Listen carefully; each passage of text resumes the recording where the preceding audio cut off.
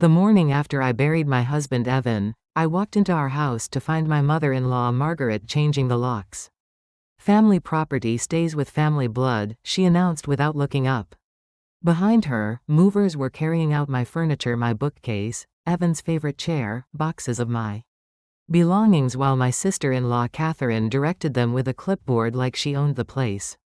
I stood there in my black funeral dress, watching strangers pack away my life on orders from people who'd just decided I didn't belong.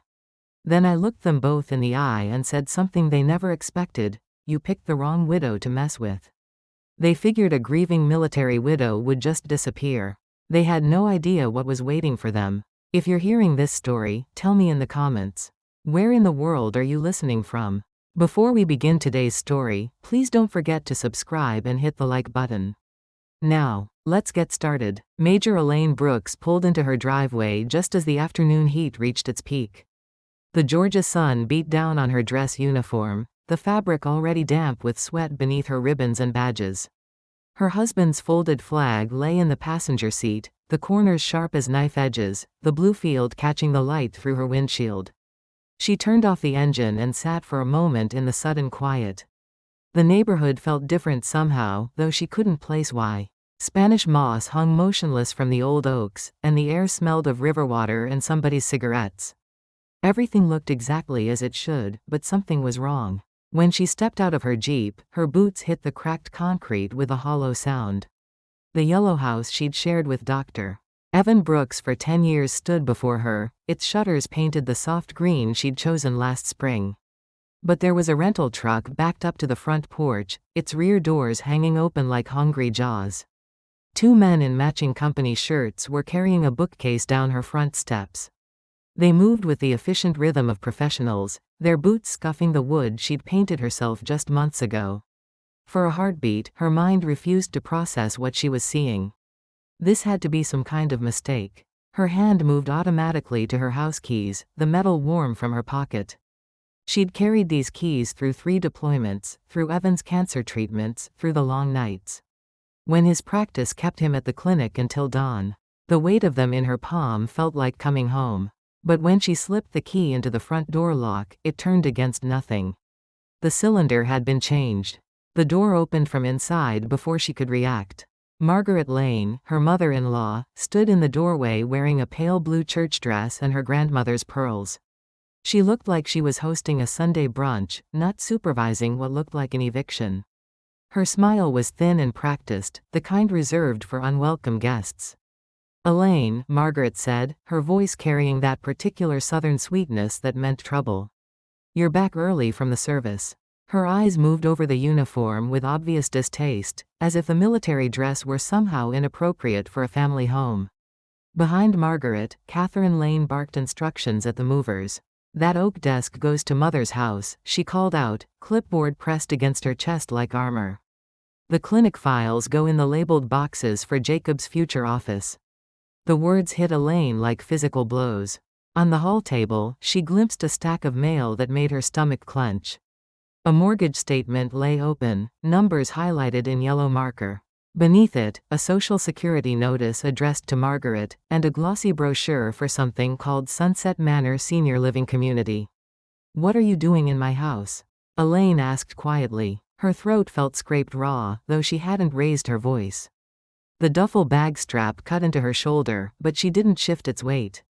Margaret stepped onto the porch, closing the distance between them, until Elaine could smell her floral perfume mixed with the tobacco scent drifting from a neighbor's yard. "This was Evan's family home long before it became your temporary station," she said softly. "The Brooks bloodline built this place, dear. It belongs with the bloodline now." The words temporary station echoed in Elaine's ears. She watched another mover carry past her with Evan's favorite reading chair, the worn leather armchair, where he used to fall asleep with medical journals in his lap. Their old beagle used to curl up on his feet during those evening naps. "Put that down," Elaine said, her voice low but carrying the authority of years in uniform. Every head in the room turned toward her, the way soldiers turned when a commanding officer spoke unexpectedly. Catherine appeared on the porch beside her mother, arms crossed over her blazer. She was dressed for business, not mourning, her hair pulled back in a severe ponytail that made her look older than her 43 years. "You're always deployed, always somewhere else," Catherine said, her tone matter of fact. "You never even took our name. Evan has no children, no heirs. You can pack your uniforms and whatever's in that bag, but Lane family property stays with the Lane family." The precision of the attack took Elaine's breath away. These weren't the confused, grieving relatives she'd expected to comfort. These were strategists who'd been planning this conversation for some time. Margaret's voice dropped to barely above a whisper. "You have your career, dear. You have your pension coming, your benefits. Evan knew that blood is what endures. You were an important chapter in his life, certainly, but chapters end."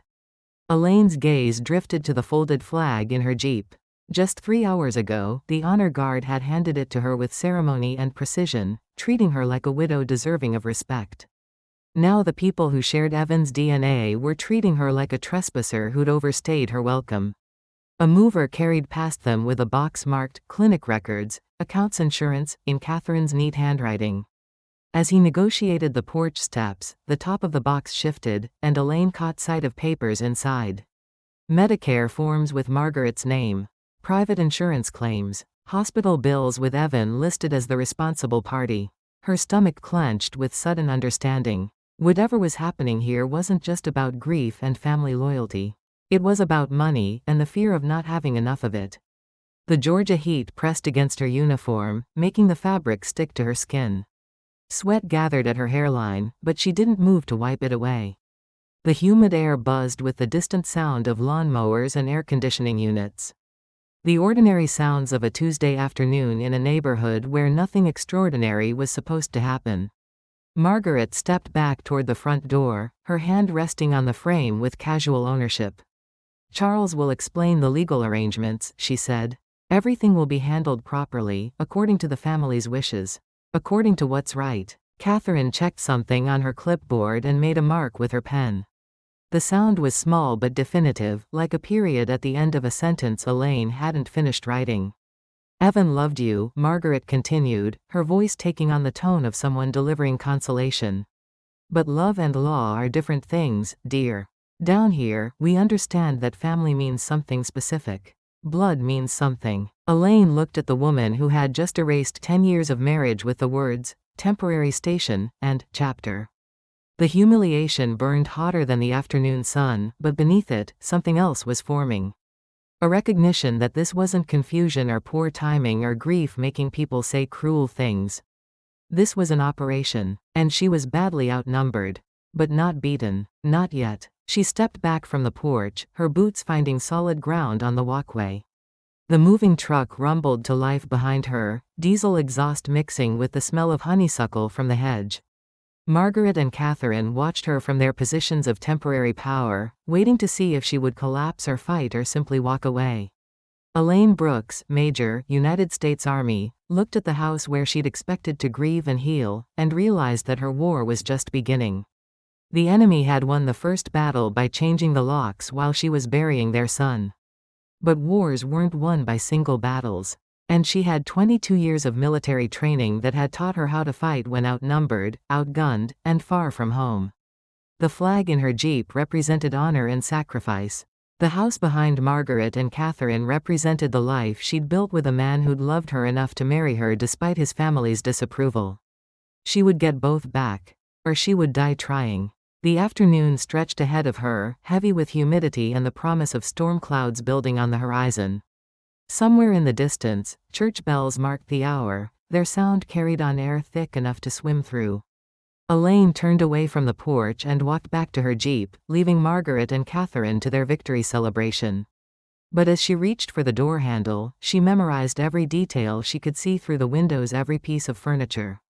Every box being loaded, every document visible on tables and counters. Intelligence gathering, the first step in any successful counteroffensive. She drove away slowly, her eyes on the rearview mirror until the yellow house disappeared behind the Spanish moss and summer shadows. But she would be back. The locks might have changed, but the war for her home had only just begun.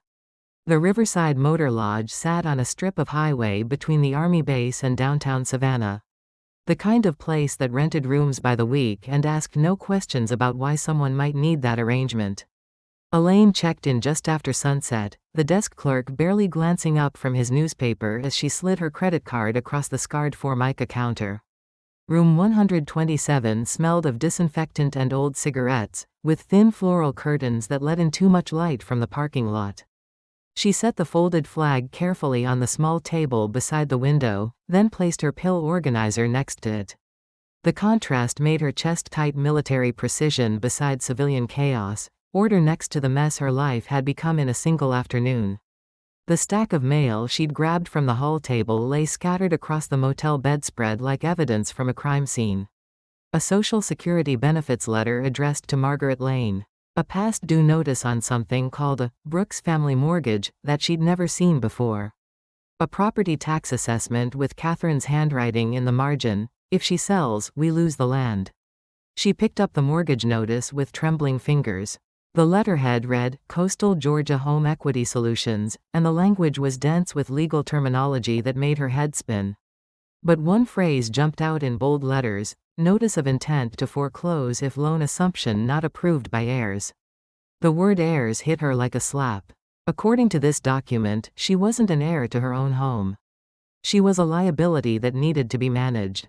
The air conditioning unit beneath the window rattled to life, then died again with a wheeze that reminded her of Evan's breathing during his final weeks. The room filled with the sound of traffic from the highway and the distant thrum of music from a bar across the street. She spread the papers in front of her like a puzzle she couldn't solve. There was a Medicare explanation of benefits showing charges for Margaret's recent surgery, mostly covered but with a substantial balance owed. A letter from something called Sunset Manor thanked the Lane family for their deposit on a reservation for future care. At the bottom, in Evan's handwriting, Mom's backup plan, E. Her stomach dropped. Evan had known about this. He'd been tracking his mother's financial situation, her medical bills, her preparations for assisted living. But he'd never mentioned that Margaret was using their house as collateral for any of it.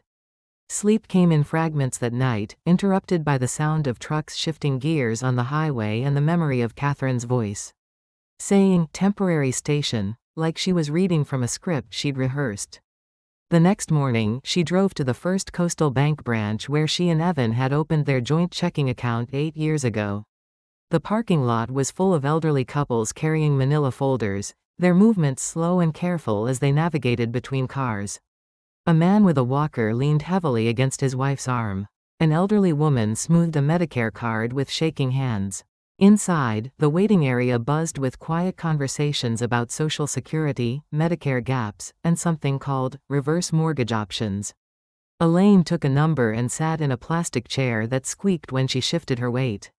Listening to fragments of financial anxiety that sounded like her worst fears made audible.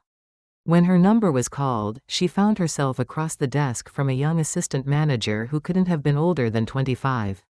His nameplate read, Derek Morrison, Customer Solutions, and he wore the kind of eager smile that meant he was new enough to still believe banking helped people solve their problems. How can I assist you today, Mrs.? He paused, looking at his computer screen.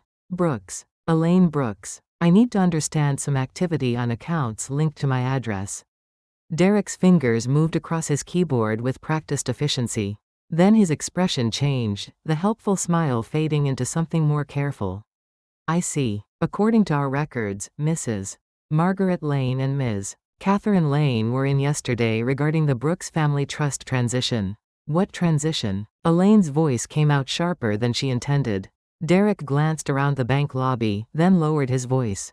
They mentioned concerns about your deployments. Suggested that managing property and medical decisions might be challenging given your military obligations. He looked uncomfortable, like a messenger who'd rather be anywhere else. I never agreed to any trust, Elaine said.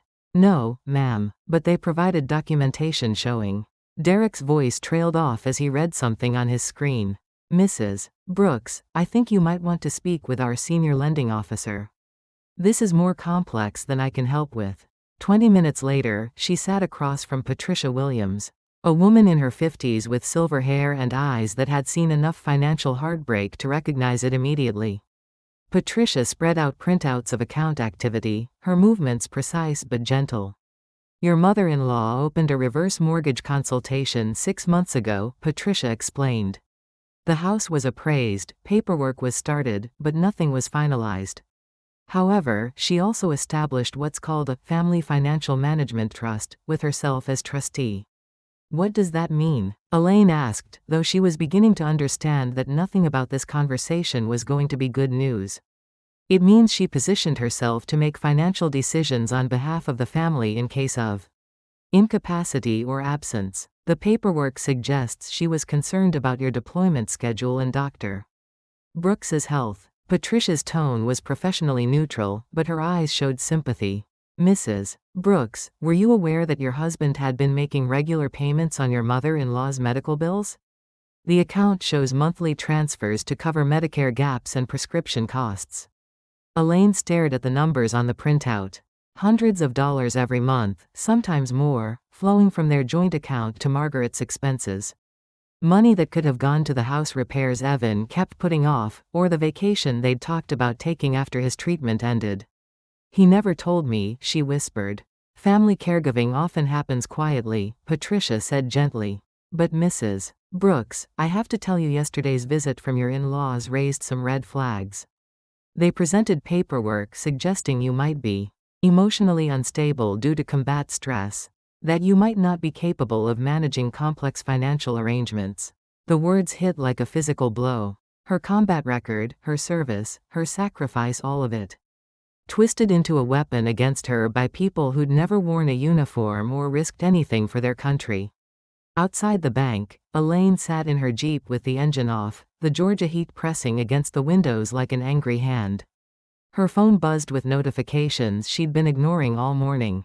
A text from her commanding officer asking about her leave paperwork. An email from the funeral home about final arrangements. And something new, an automated message from Evan's life insurance company. She opened the insurance email with shaking fingers. Claim processing update, contact person has been changed to Margaret Lane, listed as primary next of kin. Please confirm new address for benefit disbursement.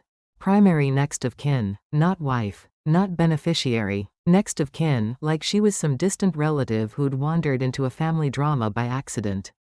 The parking lot around her filled with the afternoon rush of bank customers, young mothers with children in strollers, business people in suits checking their phones.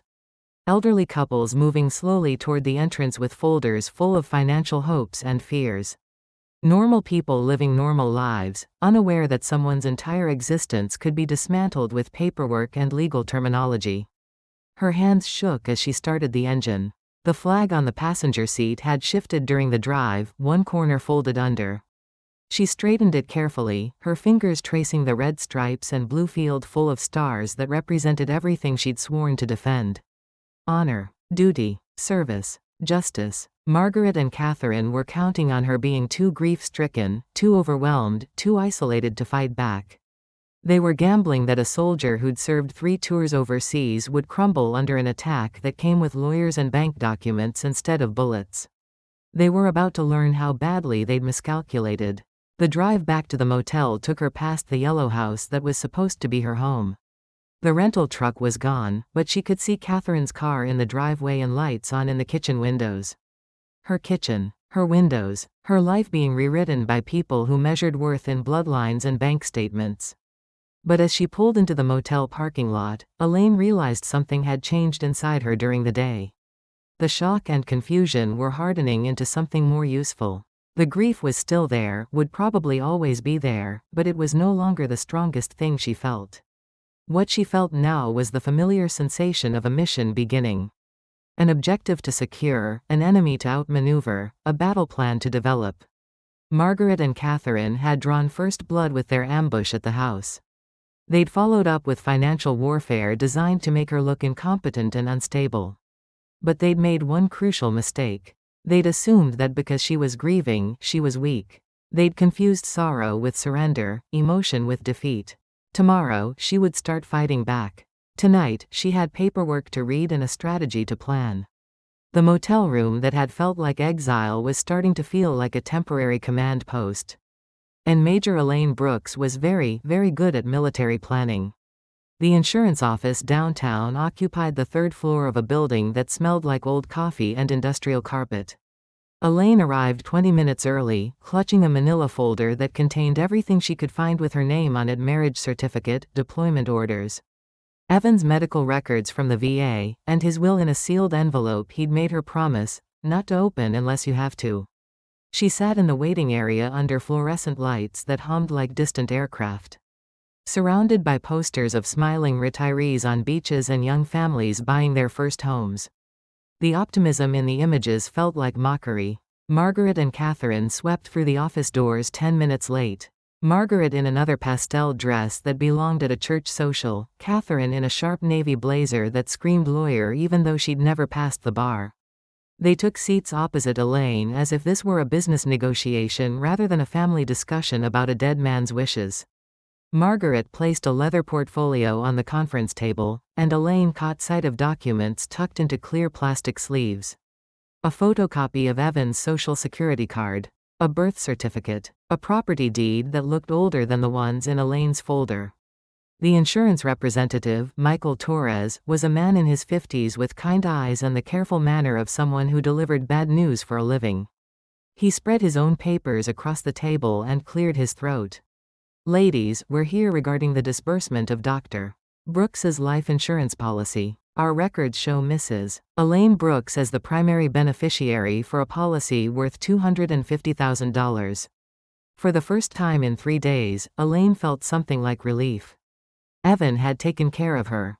The policy would cover the mortgage, give her breathing room, let her fight whatever legal battle was coming without worrying about losing the house to foreclosure. Catherine leaned forward with the smile she'd perfected for getting her way.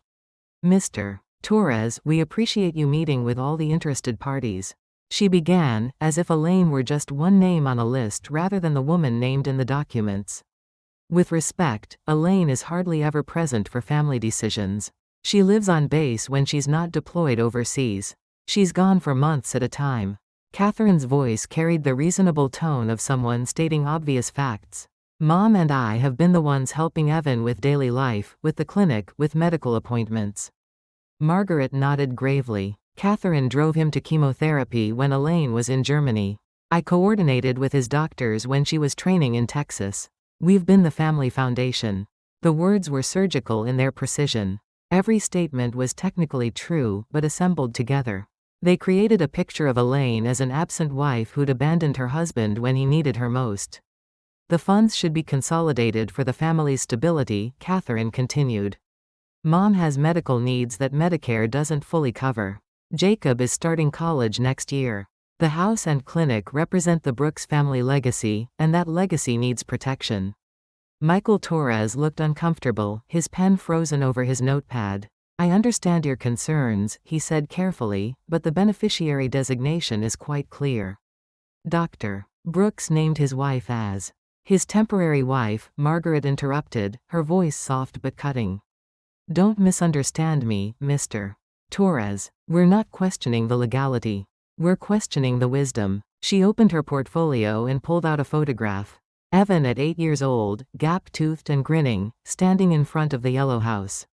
Another photo: Evan graduating from veterinary school, Margaret beaming beside him in the same pearls she wore today. That boy built his entire life in Savannah, Margaret said, touching the photos with trembling fingers. His practice, his reputation, his place in the community. Everything he achieved because he had family support. Blood support. Catherine picked up the thread. Elaine never took our name. She kept her maiden name even after marriage, like she was planning her exit from day one. She never gave Evan children. She never showed any interest in the clinic or the community work that meant so much to him. The attack was coordinated, each point landing with practiced precision. Elaine felt herself shrinking in her chair, the way she used to feel in high school. When the popular girls would dissect her clothes or her family's small house. You don't understand, she said, her voice smaller than she intended. My deployments weren't optional. The army doesn't ask if it's convenient. Evan knew that when he married me. Did he? Margaret's eyes were sharp as needles. Or did he hope you would eventually choose family over career? Choose him over the uniform? The question hung in the air like smoke. Because part of it was true. Evan had asked, gently and only once, whether she'd ever considered leaving the military. She'd said no so quickly that he'd never brought it up again. But sometimes she'd caught him watching other couples with children, his expression wistful in a way that made her chest ache. Michael Torres shuffled his papers, clearly wishing he were anywhere else. Mrs. Brooks, I need to ask, are you planning to remain in Savannah? Will you be taking over Drive Brooks's veterinary practice? It was a reasonable question, but it felt like a trap. If she said yes, they'd point out that she had no veterinary training and no business experience.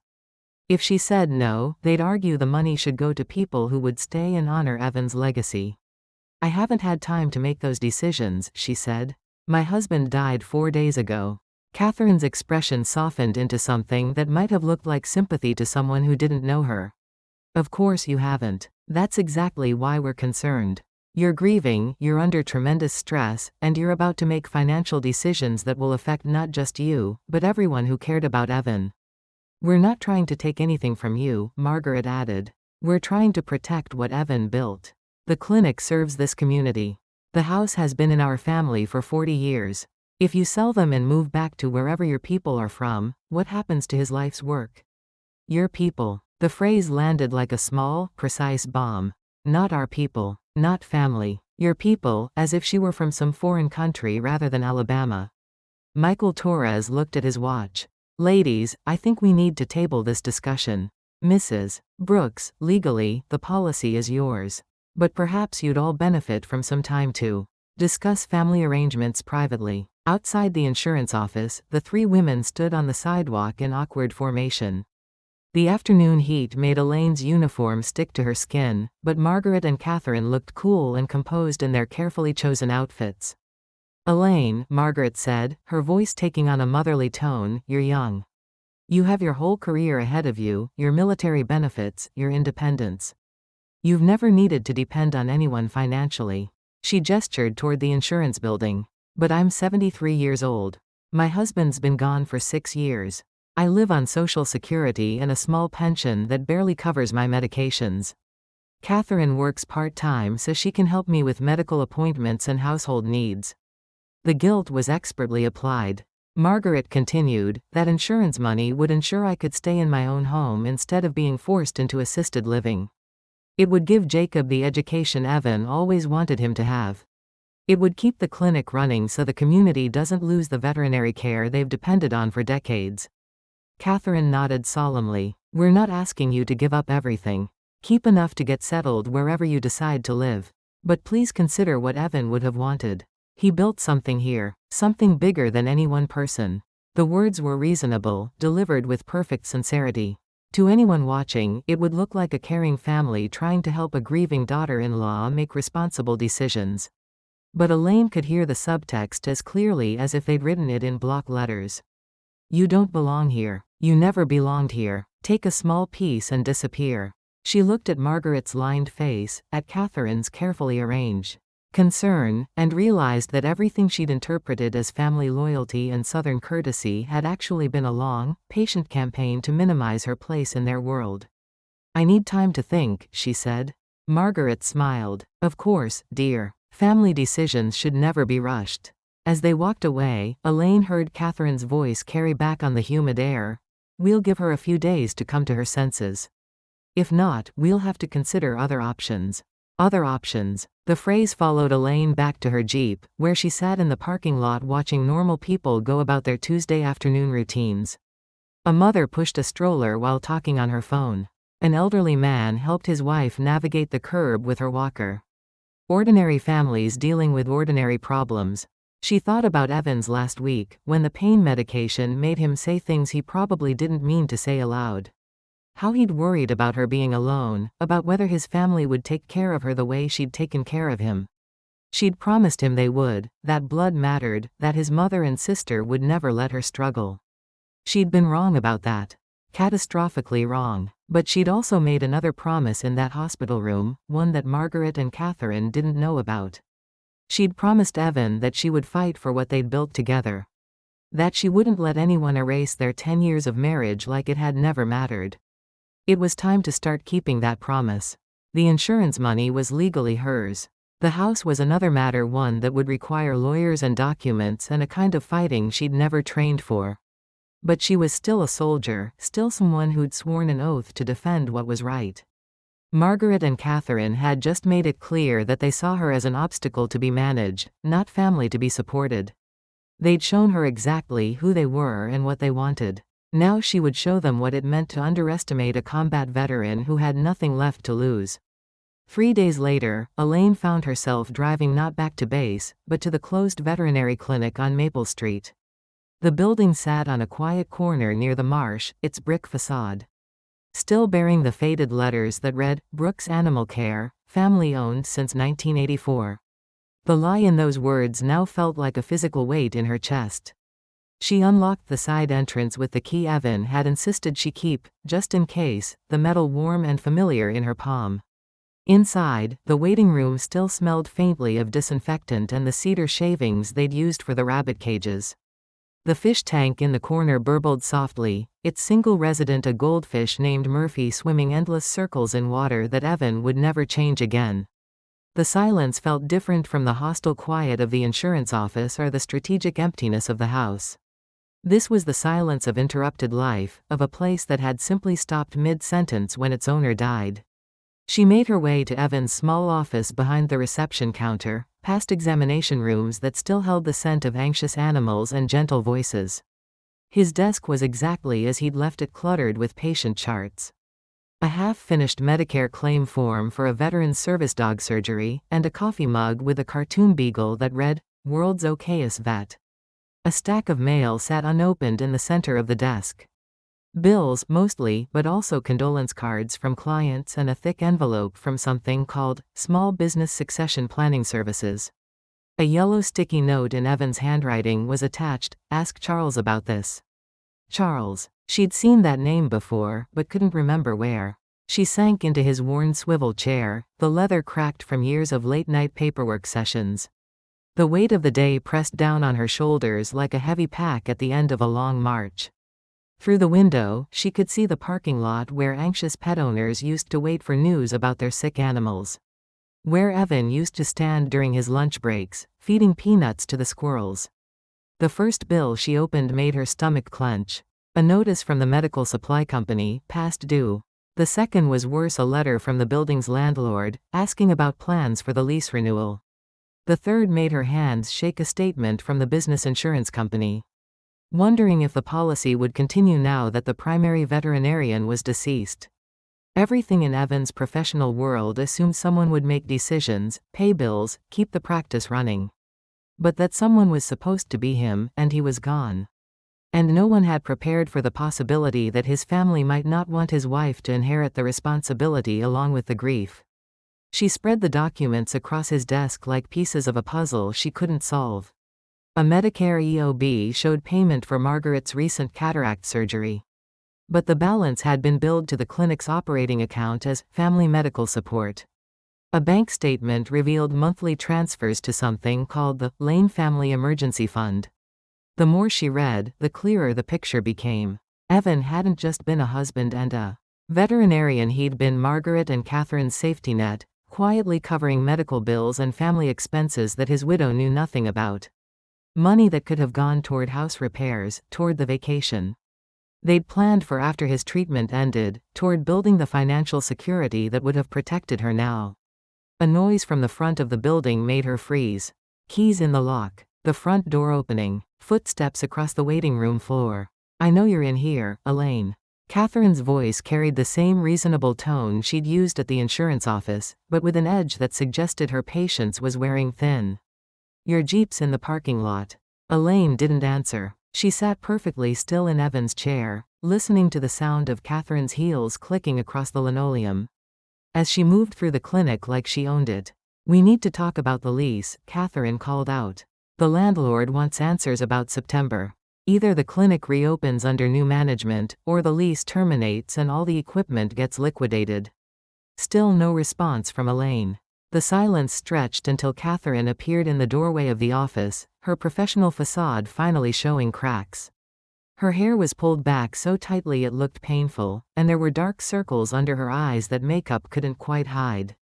Hiding in here won't change anything, Catherine said. Evan's gone. The business is gone. You can either work with us to manage the transition gracefully, or you can watch everything he built get sold to strangers. Elaine looked up from the desk slowly, her hands flat against the scattered papers. He never told me about the payments to your mother. About the family emergency fund. About any of it. Catherine's expression didn't change, but something flicked across her eyes: guilt, maybe, or calculation.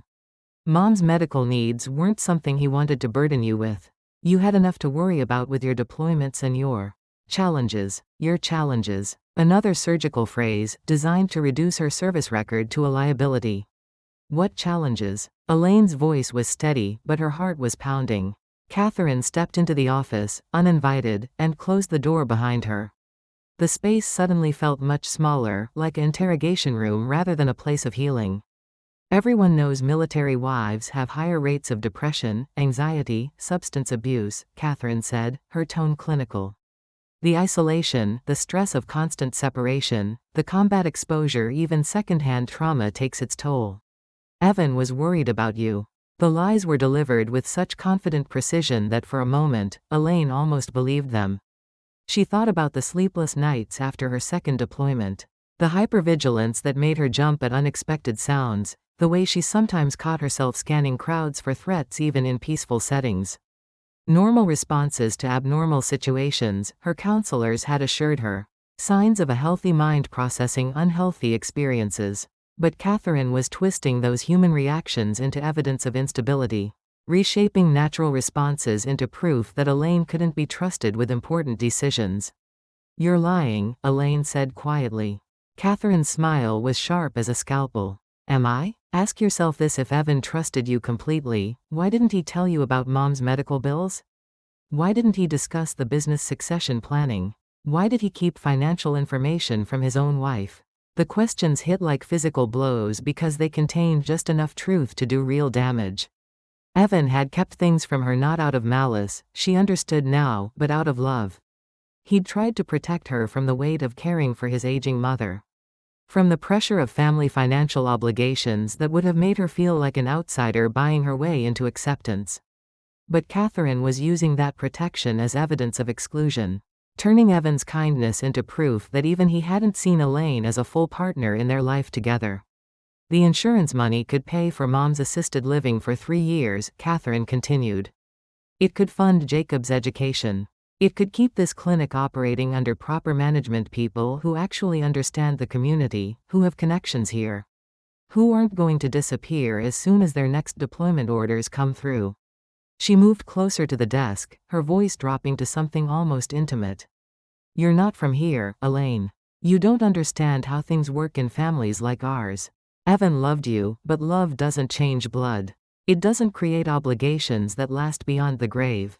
The words were delivered with surgical precision, each one designed to carve away another piece of Elaine's confidence. You don't belong. You never belonged. Even your husband knew it. Elaine stared at the woman who had just explained, with perfect logic and complete cruelty, why a 10-year marriage was less important than an accident of genetics. Outside the office window, Spanish moss swayed in the afternoon breeze, and somewhere in the distance, a dog was barking, probably one of Evan's former patients, living a life he'd helped save. Get out, she said, her voice barely above a whisper. Catherine didn't move. Face reality, Elaine. You're 41 years old with no children, no local connections, no stake in this community beyond a marriage that's over. Take the insurance money, find somewhere else to start fresh, and let Evan's real family honor his memory properly. The phrase, real family, hung in the air between them like a weapon. Not chosen family. Not created family. Real family, meaning the people who shared his DNA, who could prove their connection with birth certificates and blood tests. Elaine stood up slowly, her knees stiff from sitting in Evan's chair for too long. Her hands were shaking, but her voice was steady when she spoke. I held his hand when he died. I signed the DNR forms when the doctors said there was no hope. I made the funeral arrangements because you were too busy planning this ambush to handle the actual work of grieving. Catherine's mask slipped just enough to show the calculation beneath. Grief doesn't create inheritance rights. Neither does greed. For a moment, the two women stared at each other across the cluttered desk, one fighting for legitimacy, one defending territory that had never really been hers to claim. Then Catherine stepped back, smoothing her blazer like she was adjusting armor. "You have until Friday to make a decision about the lease," she said. "After that, we'll assume you've abandoned any interest in maintaining Evan's professional legacy." She turned to leave, then paused at the office door. "Oh, and Elaine? You might want to check your voicemail. Jacob's college counselor called. Apparently someone needs to be listed as his educational contact now that his uncle is gone. We told them it should be family." The door closed with a soft click, leaving Elaine alone with the smell of disinfectant and the sound of Murphy swimming his endless circles. She sank back into Evan's chair and pressed her hands against her eyes, feeling the weight of 10 years of marriage being methodically dismantled by people who counted worth in bloodlines and bank balances. For the first time since Evan died, she let herself cry, not the dignified tears of a military funeral, but the ugly, choking sobs of someone whose entire world had been redesigned without her consent. The kind of crying that came from the belly, that scraped the throat raw and left her gasping for air that tasted like loss. When the tears finally stopped, the clinic was quiet except for the hum of the air conditioning and the distant sound of traffic. She looked around Evan's office at the diplomas on the wall, the photos of grateful pet owners, the coffee mug she'd given him for Christmas 3 years ago, and realized that Catherine was right about one thing. This wasn't her world. It had never been her world. She'd been a visitor here, tolerated but never truly welcomed, her presence endured rather than celebrated. But Catherine was wrong about something else. Grief might not create inheritance rights, but love did. And marriage did. And the promises Evan had made to her in a courthouse 10 years ago did, regardless of what his family thought about bloodlines and temporary stations. She reached for her phone and scrolled through her contacts until she found the number for legal assistance at Hunter Army Airfield. Whatever battle was coming, she needed to understand the terrain. And she needed to stop fighting it alone. That evening, back in the empty house that felt more like a crime scene than a home, Elaine found herself standing in the kitchen, where she and Evan used to eat takeout between his emergency calls and her training exercises. The silence pressed against her eardrums like underwater pressure, broken only by the tick of the wall clock and the distant hum of the refrigerator. On the kitchen table lay the papers she'd brought back from the clinic: bills, statements, condolence cards that felt like reminders of a life that was being systematically erased. She picked up a Social Security benefit statement that Evan had once used as scrap paper. His notes about clinic inventory scribbled over the government print in his familiar handwriting. She traced the loops of his pen with her thumb and felt something crack deep inside her chest. For the first time since he died, she let herself remember not just the end, the hospital bed, the machines, the steady decline, but the beginning.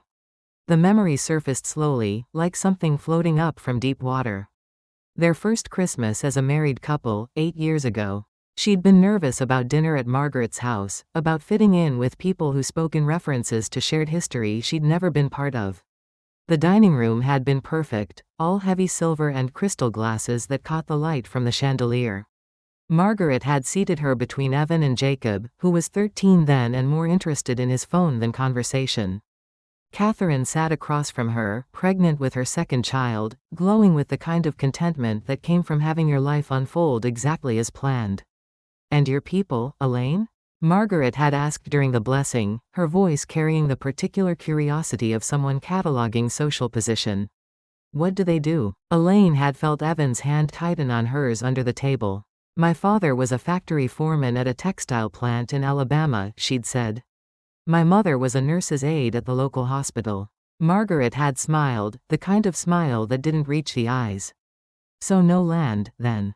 No family property?" At the time, Elaine had laughed it off as the kind of question older Southern women asked automatically, like inquiring about church membership or college alma mater. She'd assumed it was just Margaret's way of understanding her background, of placing her in the social geography of their world. Now she realized it had been an assessment, a calculation of threat level. Another memory pushed its way forward, this one sharper and more painful. The country club patio, 2 years later. Margaret in her pearls and Catherine in designer sunglasses. The three of them sitting at a table overlooking the golf course while Evan was inside paying for lunch. Margaret had slid a thick document across the white tablecloth, the papers crisp with the smell of fresh photocopying. "It's just a formality, dear," she'd said, her tone light as powdered sugar. "We have to protect the Brooks line. A soldier's life is so unpredictable." Elaine had stared at the prenuptial agreement retroactive, Margaret had called it, as if that made it less insulting.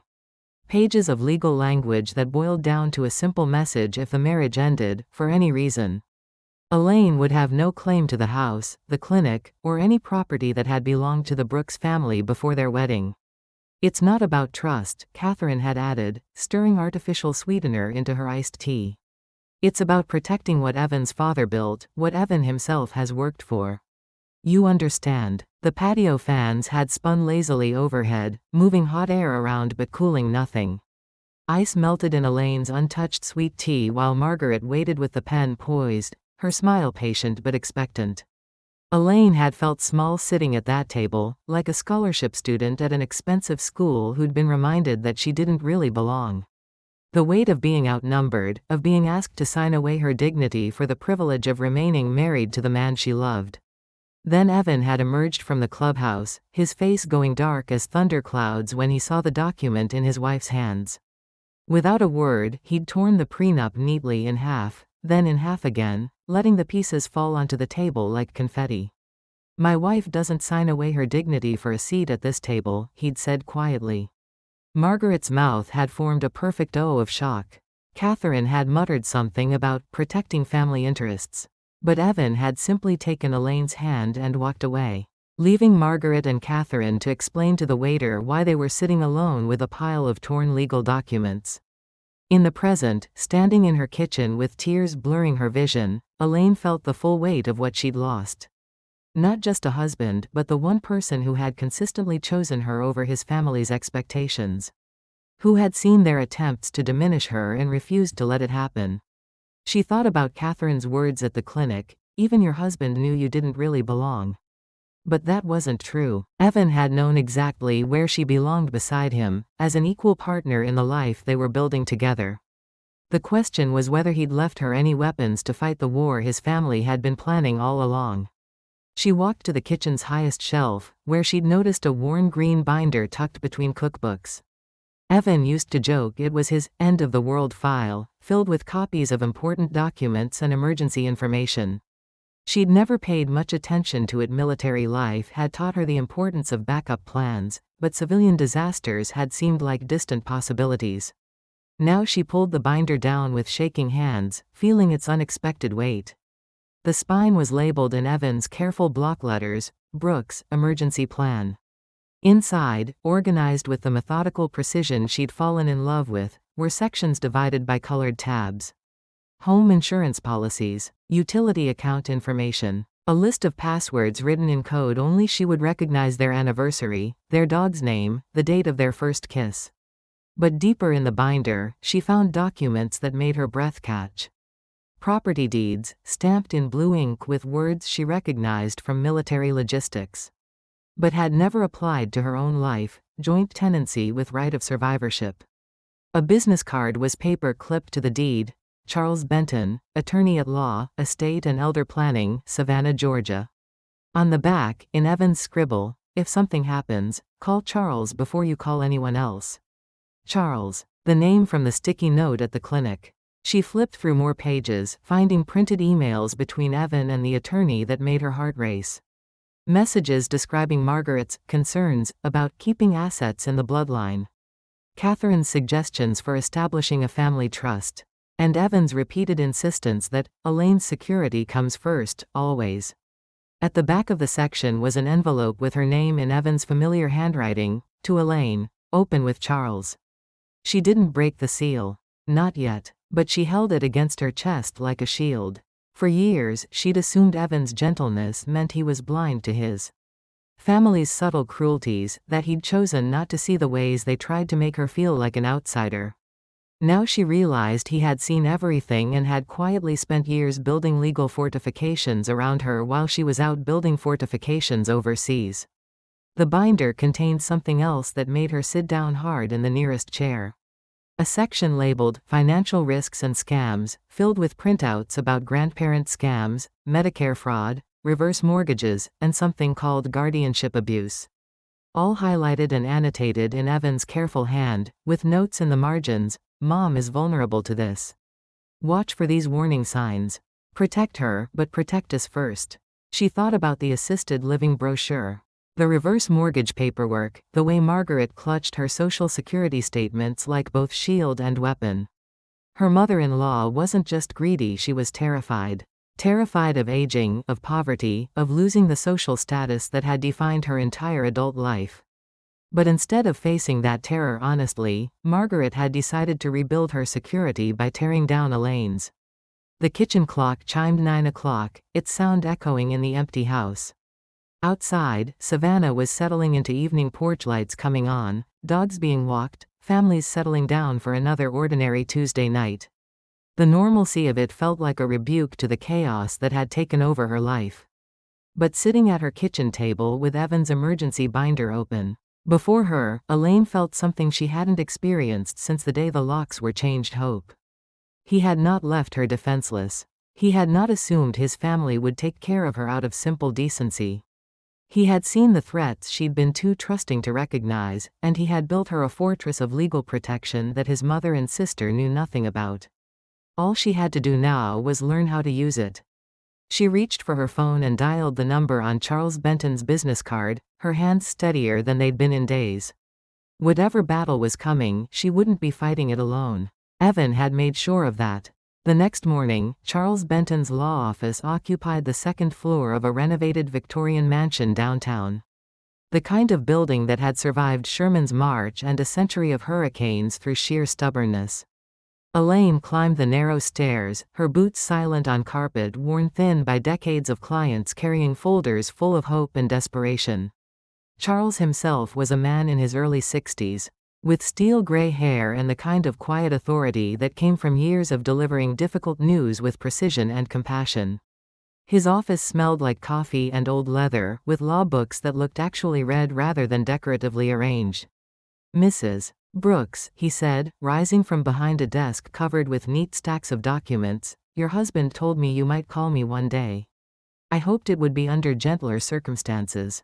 He gestured to a chair across from his desk, and Elaine sat carefully, the green binder clutched in her hands like a lifeline. Through the tall windows, she could see the squares of downtown Savannah, Spanish Moss.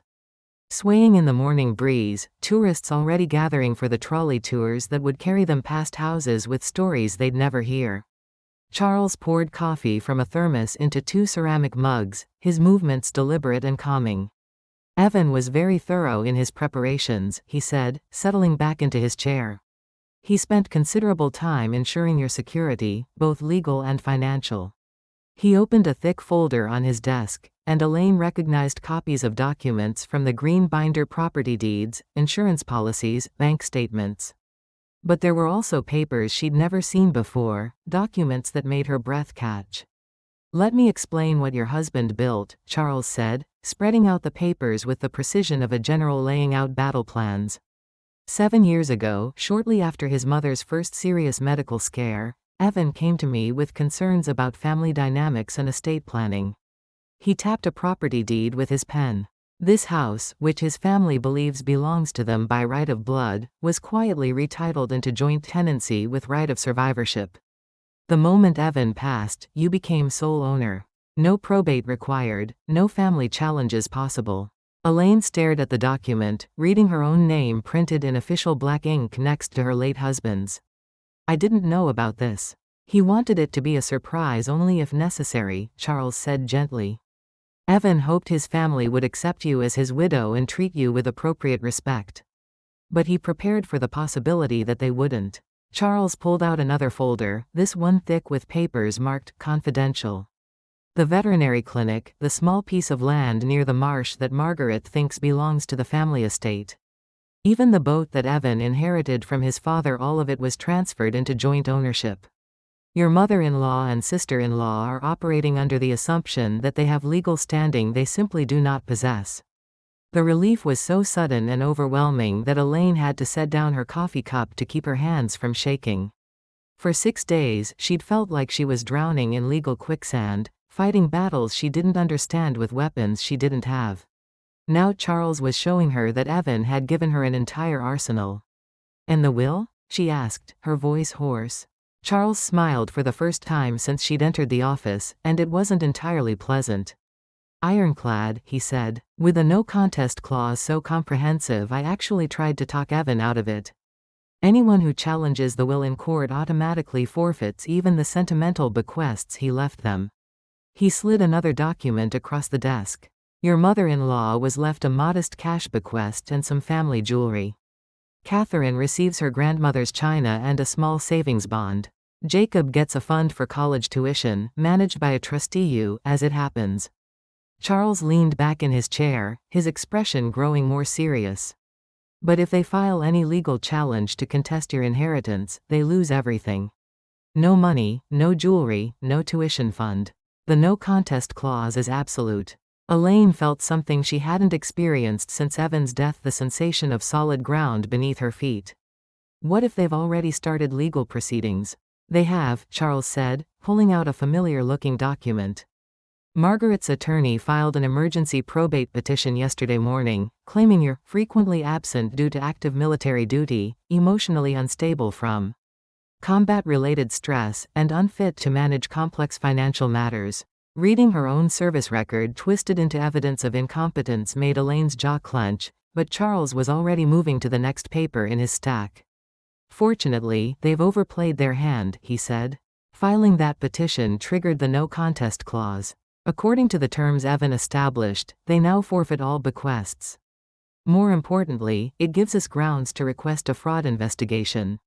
He showed her copies of documents she recognized from her kitchen table research, the Medicare statements showing Evan paying Margaret's medical bills, the assisted living deposit, the reverse mortgage consultation paperwork. "Your husband was documenting a pattern," Charles explained.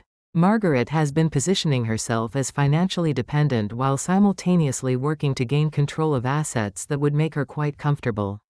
The reverse mortgage alone would have netted her nearly $200,000 money. She planned to access by claiming the house belonged to her family rather than you." The pieces of the puzzle were falling into place with devastating clarity. Margaret's constant references to bloodlines and family property. Catherine's emphasis on Elaine's temporary status. The strategic timing of their legal ambush while she was still reeling from grief. This hadn't been about honoring Evan's memory or protecting family traditions. It had been about money, pure and simple. They'd been planning to strip her of everything she'd inherited, leaving her with nothing while they built their financial security on the foundation of her loss. "What happens now?" Elaine asked. Charles gathered the papers with satisfaction. "Now we let them dig their hole deeper. I'll file a response to their probate petition that includes copies of all the retitled property deeds. I'll also request a court hearing where they'll be required to explain why they initiated legal action despite having no legal standing whatsoever." He paused, studying her face. "Mrs. Brooks, I need you to understand something. When this information becomes public, and it will, because court filings are public records, your in-laws are going to face some very uncomfortable questions from their community. Their reputation will suffer significantly." The weight of that consequence settled over her. In a place like Savannah, where family reputation and social standing mattered more than bank balances, being exposed as the kind of people who would try to cheat a widow would be devastating.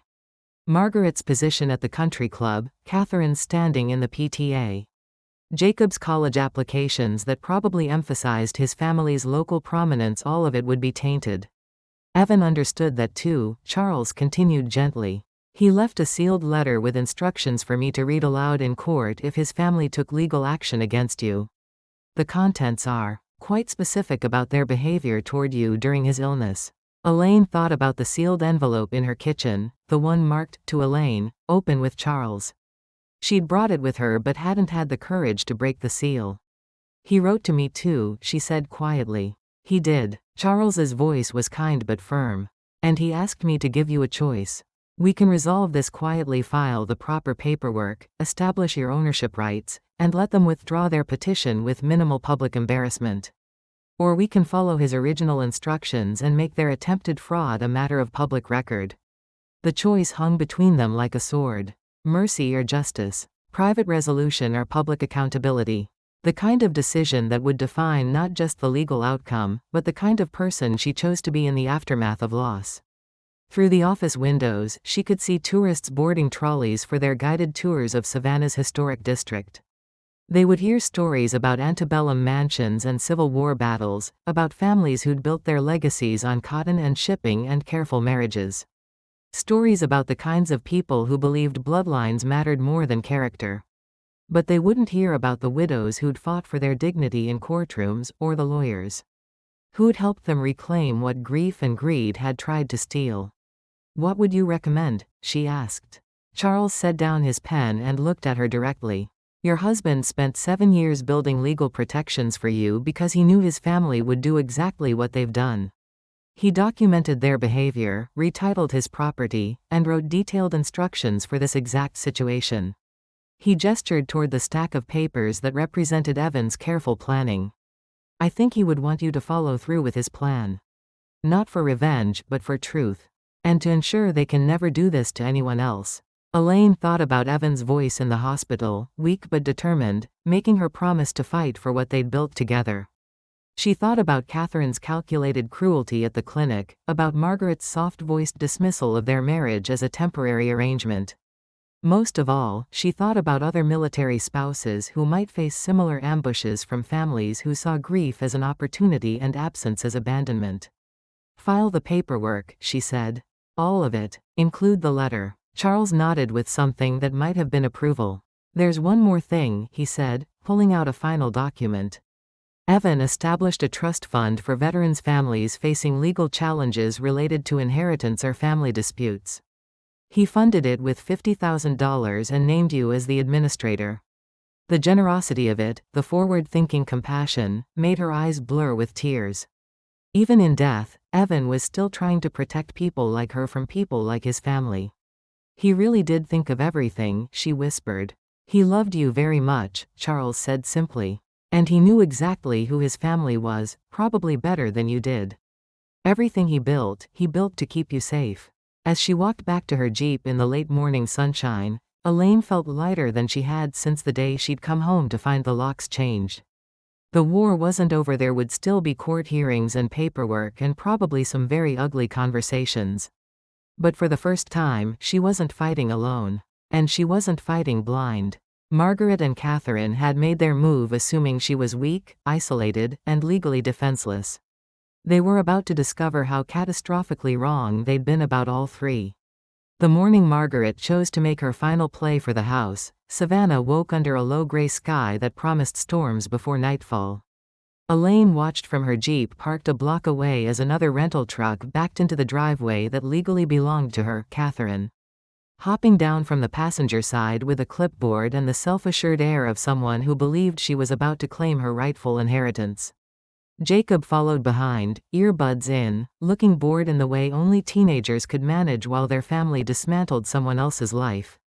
Margaret emerged from the truck's cab moving slowly, her hand clutching the door frame for balance, but her expression was one of grim satisfaction.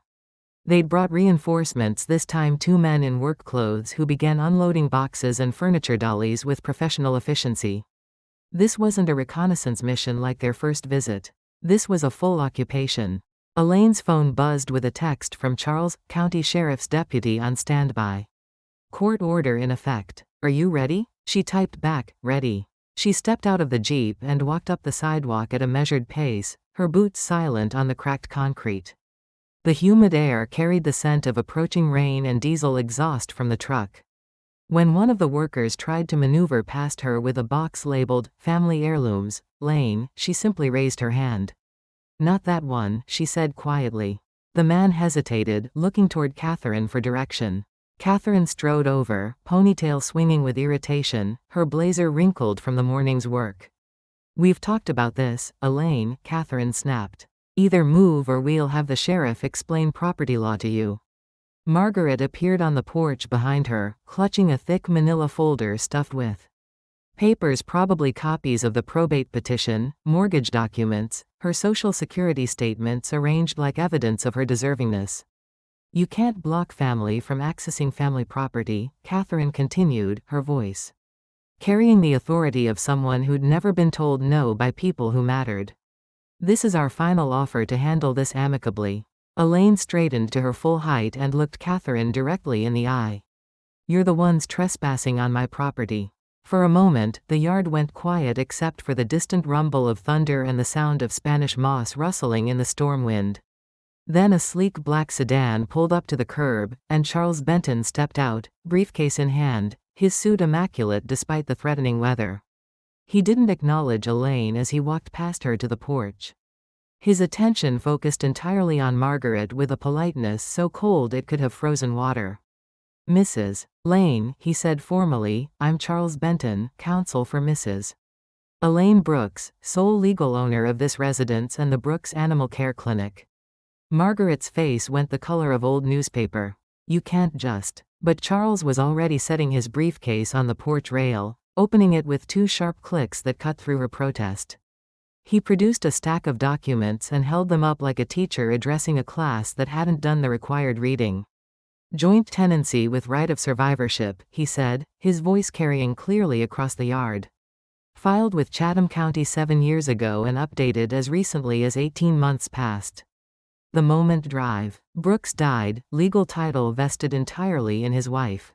Catherine laughed, but the sound was thin and brittle. We'll contest it in court. Any judge down here will understand that family property belongs with family blood. Charles raised an eyebrow, and his smile was sharp enough to cut glass. You already tried that, Ms. Lane. Yesterday morning, in fact, when you filed an emergency petition claiming Mrs.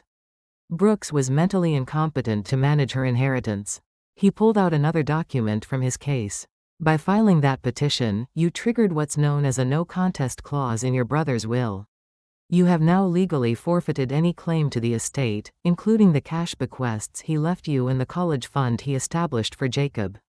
The words hit the porch like physical blows. Margaret swayed on her feet. Catherine's clipboard slipped from her fingers, papers scattering in the rising wind. Even Jacob pulled out his earbuds, suddenly paying attention to the adults for the first time all morning.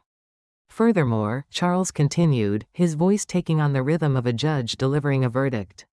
Your petition included several statements that constitute fraud. You claimed Mrs. Brooks was absent during drive. Brooks's final illness, when hospital records show she was present for every medical appointment. You claimed she showed no interest in his business affairs, when she's listed as co-owner on all major accounts. You claimed she was financially irresponsible, when she has 22 years of exemplary military service. And a credit score higher than both of yours combined. Margaret found her voice, though it came out as little more than a whisper. The house has been in our family since 1984. The house was purchased by Dr. Brooks individually in 1998, Charles corrected. I have the mortgage documents here if you'd like to review them. The previous owners were named Patterson, not Lane. Would you like me to explain how real estate law works, Mrs. Lane, or shall we move on to the criminal charges? The threat hung in the air like the smell of ozone before lightning. Criminal charges. The words that could destroy not just their immediate plans but their long-term reputations in a community that valued reputation above almost everything else. Charles pulled out a sealed envelope from his briefcase, holding it like a weapon. Your son anticipated this situation.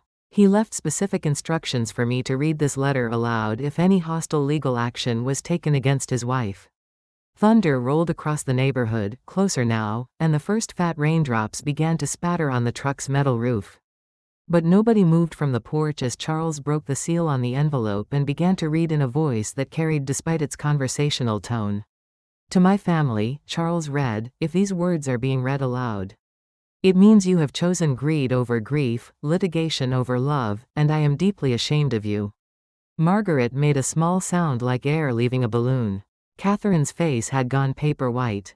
Charles continued without pause. Elaine held my hand through every chemotherapy session when you were too busy planning your next social engagement. She organized my medications into daily schedules when mother couldn't bear to look at the labels. She learned to change my feeding tube when I was too weak to eat, and she never once complained about the smell or the mess or the indignity of it all. The letter went on, cataloging in Evan's precise handwriting the daily kindnesses that had marked the end of his life. How Elaine had slept in hospital chairs for weeks. How she'd researched clinical trials and alternative treatments. How she'd held him when the pain was too much and the hope was too little. She was my partner in sickness and in health, exactly as she promised to be when we married. If you attack her, you attack the best part of who I was. You dishonor not just her service to our country, but her service to me. Charles paused as a flash of lightning illuminated the porch, followed by thunder that seemed to shake the ground. Then he delivered the final paragraph. Everything I have is hers, not as charity or consolation, but as recognition of the life we built together. If any of you challenge this, you prove that you learned nothing from watching us love each other for 10 years. In that case, I choose her over you, as I did in life. Leave her house. Leave her in peace. Let her grieve without having to fight you for the right to do it.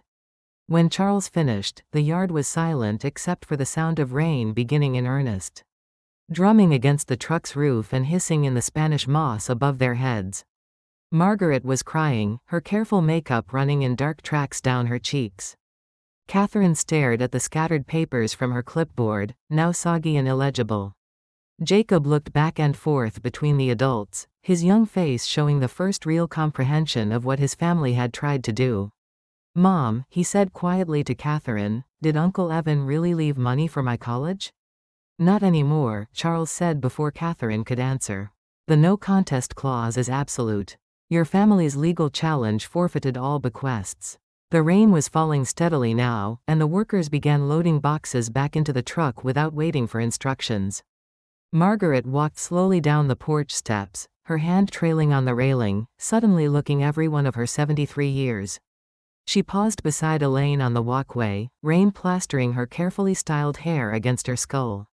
"You think you've won," she whispered, mascara streaking her cheeks like war paint. Elaine looked at her mother-in-law without anger, feeling only a vast, tired clarity. "I didn't want to win anything," she said. "I just refused to disappear." Margaret's mouth opened as if she wanted to say something else, but no words came out. She walked to the truck, where Catherine was helping her into the passenger seat with the careful attention of someone handling fragile cargo. As the truck pulled away, splashing through puddles that reflected the gray sky, Charles began packing his documents back into his briefcase. "The sheriff's deputy won't be necessary after all," he said. "I'll file the final paperwork this afternoon. The house and all associated property is officially and irrevocably yours." Elaine stood in her doorway, watching the rain wash the dust from her porch, listening to the storm that would pass by evening. The house behind her felt different now, not like a fortress under siege, but like a home that had finally remembered what peace felt like. "What happens to them now?" she asked. Charles clicked his briefcase shut and adjusted his tie. "Margaret will have to find other arrangements for her assisted living plans. Catherine will need to explain to Jacob why his college fund disappeared. They'll both have to live with the knowledge that their greed cost them not just money, but their family's reputation." He paused at the edge of the porch, rain dripping from the brim of his umbrella. "Your husband was a good man, Mrs. Brooks. He built something here worth protecting. You did right by him today." As Charles drove away, Elaine stood alone in the doorway of the house that was finally, completely, legally hers. The storm was already moving east toward the Atlantic, leaving behind the clean smell of washed air and the sound of water running in the gutters. She thought about Margaret and Catherine driving through the rain, probably arguing about what to do next, how to salvage something from the wreckage of their plan. She thought about Jacob learning that family could be capable of terrible things, that blood didn't guarantee loyalty or love. But mostly she thought about Evan, and the letter he'd written, knowing that reading it aloud would be the final break between her and his family. He'd chosen her, completely and publicly and permanently, even from beyond the grave. The rain stopped as the sun broke through the clouds, sending shafts of golden light across the wet lawn.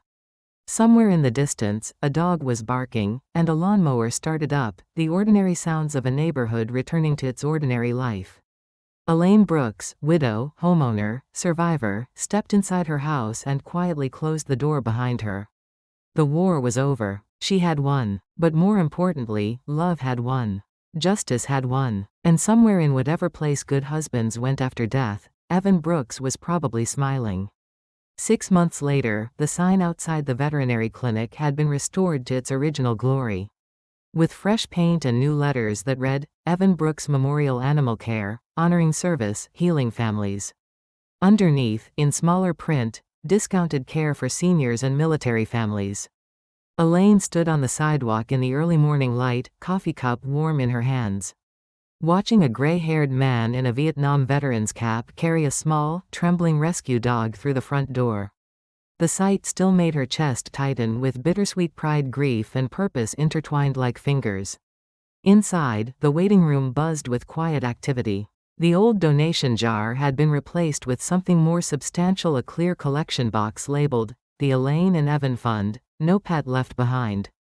A bulletin board displayed flyers from the VA clinic, Medicare information sheets, and warnings about common scams targeting seniors, all neatly organized alongside photos of patients, both animal and human, whose lives had been touched by the clinic's expanded mission. Elaine had taken a reduced deployment schedule with her unit, trading overseas assignments for stateside logistics work that let her be present for this new chapter.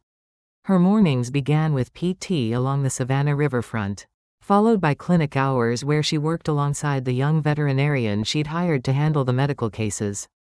Her evenings were often spent in her living room, hosting informal support groups for military spouses dealing with family legal challenges. The house on the corner felt different now, not just because the locks had been changed again, this time by her choice, for her security, but because it had transformed from a battlefield into a sanctuary. The kitchen table where she'd once spread out papers in desperation now held grant applications and partnership proposals for the Savannah Seniors Pet Support Project, a nonprofit that covered veterinary bills for elderly residents whose Social Security checks couldn't stretch to include pet care. It was, in its own quiet way, a counterattack against the fear and isolation that had driven Margaret to her desperate schemes. Instead of hoarding resources against an uncertain future, Elaine was building networks of support that would catch people before they fell. Margaret herself had become a distant figure in Elaine's life, visible only in the occasional glimpse at the grocery store, or the whispered updates that filtered through Savannah's efficient gossip network. The assisted living plan had collapsed with the insurance money. The reverse mortgage option had vanished with her credibility. She'd been forced to sell the house she'd rented for 40 years and move into a small apartment near the edge of town, surviving on Social Security and the charity of a church that didn't ask too many questions about her past mistakes.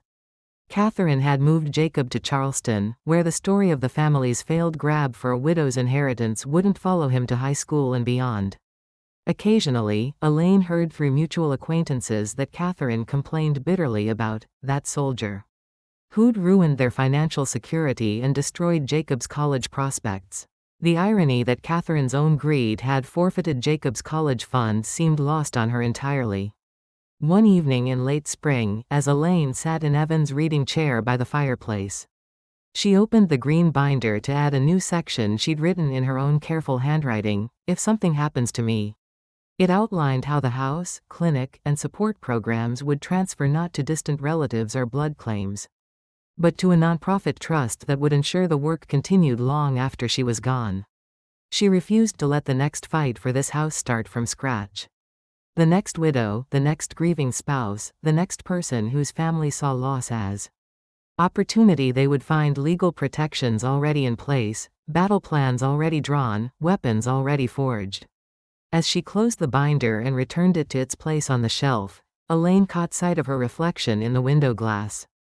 The woman looking back was recognizably herself, but changed in ways that went deeper than the gray. Threading through her hair are the lines that grief and battle had drawn around her eyes. She looked like someone who had been tested and had not broken. Someone who had been betrayed and had chosen to build rather than retreat. The doorbell chimed, and she found her neighbor Mrs. Chen standing on the porch with a casserole dish and a worried expression. Her elderly dachshund, Fritz, was due for his arthritis medication, but her Medicare gap coverage had run out for the month. I was wondering, Mrs. Chen said hesitantly, about that program you mentioned. The one for seniors who can't quite afford. Bring Fritz by tomorrow morning, Elaine said, taking the casserole with grateful hands. First appointment is at 8. No forms to fill out, no questions about finances. Just bring him in. Mrs. Chen's relief was visible, the worry lines around her eyes softening for the first time in weeks. Thank you. I don't know what I'd do if something happened to Fritz. He's all I have left since Henry passed. After Mrs. Chen left, Elaine sat on her front porch as the Savannah evening settled around her. The air was soft with the promise of summer, carrying the scent of jasmine and the distant sound of church bells marking the hour.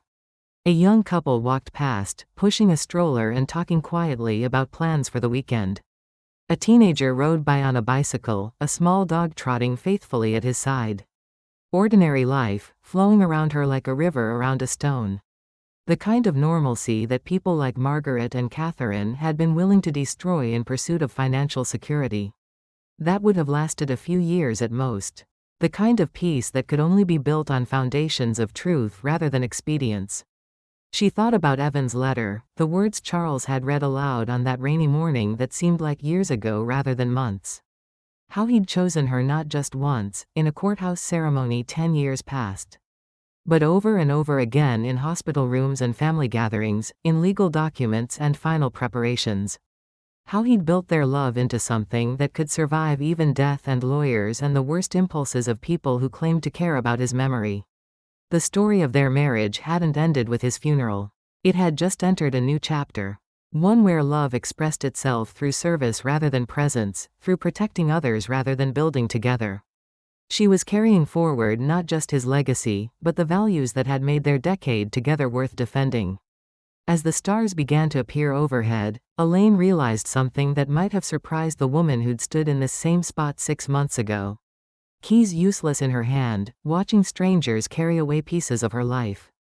She was happy, not the uncomplicated happiness of easier times, but something more complex and hard won, the satisfaction that came from purpose. From building something meaningful from the wreckage of loss. The house around her no longer felt like a prize to be defended or a fortress under siege. It felt like what Evan had always intended it to be, a place where good work happened, where love lived on in practical forms. Where the next person who needed shelter might find it already waiting. Her war for this home was over. But her work for everyone else still fighting similar battles had only just begun. In a world where grief was too often seen as weakness and loss as opportunity. She had chosen to become someone who caught people when they fell and helped them find their footing again. The night air carried the sound of distant traffic, the hum of air conditioning units, the ordinary symphony of a neighborhood at rest. Somewhere a dog barked once and was quiet. Somewhere a porch light came on as someone arrived home safely. Life, continuing its ancient work of repair and renewal, one small act of kindness at a time. Elaine Brooks, Major, United States Army, widow, guardian of Evan's memory and protector of others who might face what she had faced. Stood up from her chair and went inside to make tomorrow's plans. There was always more work to do, more people who needed help, more ways to transform private pain into public service. But tonight, for the first time since her husband died, she felt like the woman he'd married, strong enough to fight what needed fighting, wise enough to know when the battle was won. Generous enough to use her victory to lift up others who were still struggling.